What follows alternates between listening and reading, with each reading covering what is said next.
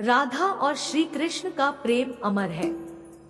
राधा ने श्री कृष्ण से और श्री कृष्ण ने राधा से निस्वार्थ और आत्मिक प्रेम किया था। इसी प्रेम का कारण आज श्री कृष्ण के नाम के आगे राधा लगता है। राधे कृष्ण।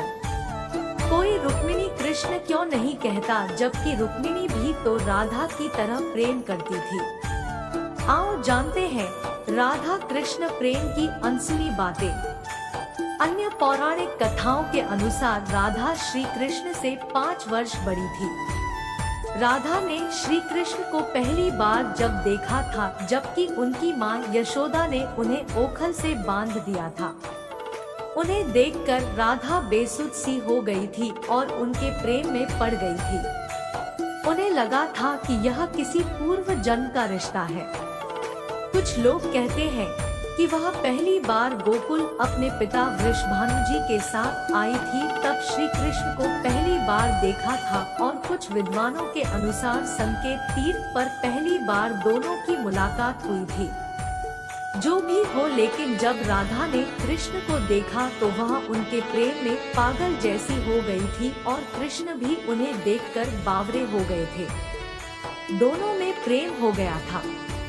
ब्रह्मवैवर्त पुराण प्रकृति खंड अध्याय 48 के अनुसार और यदुवंशियों के कुलगुरु गर्ग ऋषि द्वारा लिखित गर्ग संहिता की एक कथा के अनुसार एक बार नंद बाबा श्री कृष्ण को लेकर बाजार घूमने निकले थे। उसी दौरान राधा और उनके पिता भी वहां पहुंचे थे। दोनों का वहां पहली बार मिलन हुआ। उस दौरान दोनों की ही उम्र बहुत छोटी थी। उस स्थान को सांकेतिक तीर्थ स्थान कहते हैं। संकेत का शब्दार्थ है पूर्व निर्दिष्ट मिलने का स्थान। मान्यता है कि पिछले जन्म में ही दोनों ने यह तय कर लिया था कि हमें इस स्थान पर मिलना है। कहते हैं कि यहीं पर गर्ग संहिता के अनुसार एक जंगल में स्वयं ब्रह्मा ने राधा और कृष्ण का गंधर्व विवाह करवाया था। यहाँ हर साल राधा के जन्मदिन यानी राधाष्टमी से लेकर अनंत चतुर्दशी के दिन तक मेला लगता है।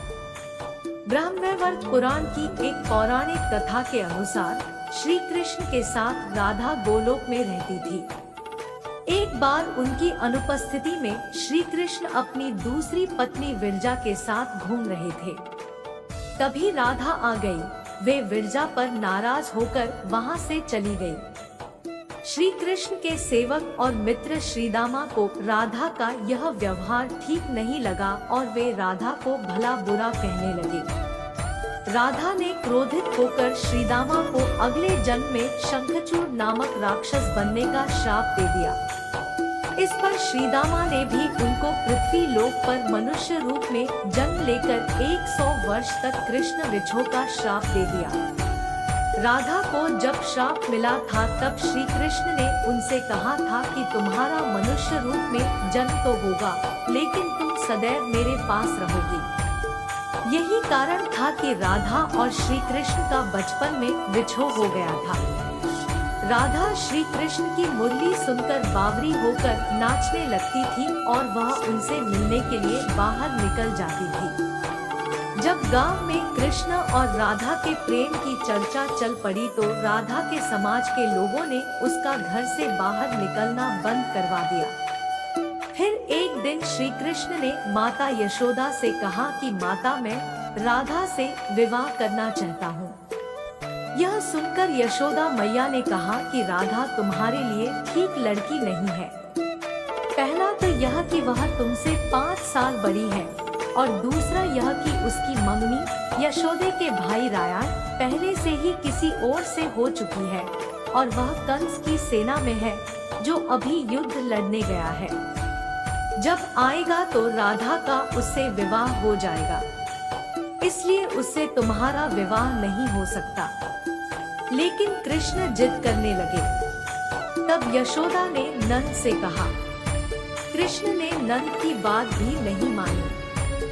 गर्ग ऋषि ने कृष्ण को समझाया कि तुम्हारा जन्म किसी खास लक्ष्य के लिए हुआ है। इसकी भविष्यवाणी हो चुकी है कि तुम तारणहार हो। इस संसार में तुम धर्म की स्थापना करोगे। तुम्हें इस ग्वालन से विवाह नहीं करना चाहिए। तुम्हारा एक खास लक्ष्य है। गर्ग मुनि हर तरह से समझाते हैं, लेकिन कृष्ण नहीं समझते हैं। तब गर्ग मुनि उन्हें एकांत में यह रहस्य बता देते हैं कि तुम यशोदा और नंद के पुत्र नहीं, देवकी और वसुदेव के पुत्र हो, और तुम्हारे माता पिता को कंस ने कारागार में डाल रखा है। यह सुनकर श्री कृष्ण के जीवन की दशा बदल जाती है। राधा के परिवार को जब पता चला कि यह श्री कृष्ण की मुरली सुनकर उनके प्रेम में नाचती हुई उनके पास पहुंच जाती है, तो उन्होंने राधा को घर में ही कैद कर दिया था। तब श्री कृष्ण ने अपने साथियों सहित एक दिन उन्हें रात में कैद से मुक्त कराकर उद्धव और बलराम सहित अन्य सखियां के साथ रात भर नृत्य किया था। यह रात पूर्णिमा की रात थी जब महारास हुआ था। बाद में राधा की माँ राधा के कक्ष में गई तो राधा उन्हें वहाँ सोते हुए मिली।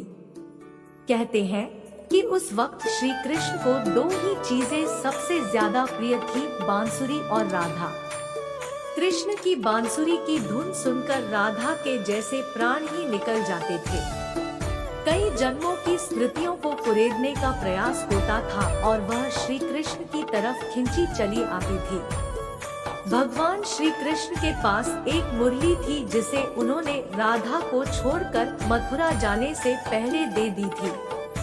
राधा ने इस मुरली को बहुत ही संभाल कर रखा था और जब भी उन्हें श्री कृष्ण की याद आती तो वह यह मुरली बजा लेती थी। श्री कृष्ण उसकी याद में मोरपंख लगाते थे और वैजयंती माला पहनते थे।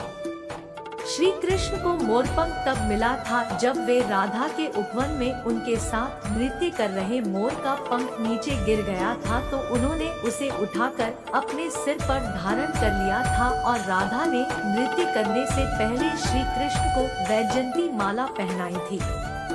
जब कृष्ण वृंदावन छोड़कर मथुरा चले गए, तब राधा के लिए उन्हें देखना और उनसे मिलना और दुर्लभ हो गया।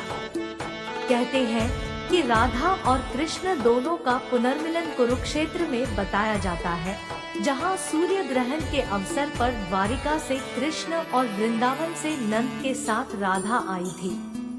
राधा सिर्फ कृष्ण को देखने और उनसे मिलने ही नंद के साथ गई थी। इसका जिक्र पुराणों में मिलता है। इसके बाद राधा और श्री कृष्ण की अंतिम मुलाकात द्वारिका में हुई थी। सारे कर्तव्यों से मुक्त होने के बाद राधा आखिरी बार अपने प्रियतम कृष्ण से मिलने गई। जब वे द्वारका पहुंची तो उन्होंने कृष्ण के महल और उनकी 8 पत्नियों को देखा। जब कृष्ण ने राधा को देखा तो वे बहुत प्रसन्न हुए। तब राधा के अनुरोध पर कृष्ण ने उन्हें महल में एक देविका के पद पर नियुक्त कर दिया। कहते हैं कि वहीं पर राधा महल से जुड़े कार्य देखती थी और मौका मिलते ही वे कृष्ण के दर्शन कर लेती थी। एक दिन उदास होकर राधा ने महल से दूर जाना तय किया। कहते हैं कि राधा एक जंगल के गांव में रहने लगी। धीरे धीरे समय बीता और राधा बिल्कुल अकेली और कमजोर हो गई। उस वक्त उन्हें भगवान श्री कृष्ण की याद सताने लगी। आखिरी समय में भगवान श्री कृष्ण उनके सामने आ गए। भगवान श्री कृष्ण ने राधा से कहा कि वे उनसे कुछ मांग ले, लेकिन राधा ने मना कर दिया। कृष्ण के दोबारा अनुरोध करने पर राधा ने कहा कि वे आखिरी बार उन्हें बांसुरी बजाते देखना और सुनना चाहती है। श्री कृष्ण ने बांसुरी ली और बेहद सुरीली धुन में बजाने लगे। श्री कृष्ण ने दिन रात बांसुरी बजाई। बांसुरी की धुन सुनते सुनते एक दिन राधा ने अपने शरीर का त्याग कर दिया। मुश्किल वक्त हमारे लिए आईने की तरह होता है, जो हमारी क्षमताओं का सही आभास हमें कराता है। हर समस्या का हल है नाम लो कृष्ण का। इस नाम में ही बहुत बल है। प्रेम का अर्थ विवाह करना नहीं होता, बल्कि पूरी निष्ठा के साथ समर्पण करना होता है। प्रेम में कोई वियोग नहीं होता। प्रेम ही अंतिम योग है, अंतिम मिलन है। विश्वास का उत्तम उदाहरण। अर्थात अर्जुन ने 10 लाख सेना का त्याग करके श्री कृष्ण को चुना। अपने सबसे खास से धोखा खाने के बाद लोग चाहकर भी किसी पर संपूर्ण भरोसा नहीं कर पाते, यही सत्य है। जिंदगी में 2 लोगों का होना बहुत जरूरी है। एक कृष्ण जो ना लड़े फिर भी जीत पक्की कर दे, दूसरा कर्ण जो हार सामने हो फिर भी साथ ना छोड़े। जिस व्यक्ति को आपकी कदर नहीं, उसके साथ खड़े रहने से अच्छा आप अकेले रहें। अहंकार तब उत्पन्न होता है जब हम भूल जाते हैं कि प्रशंसा हमारी नहीं हमारे गुणों की हो रही है। श्री कृष्ण ने कहा है, अगर तुम्हें किसी ने दुखी किया है तो बुरा मत मानना।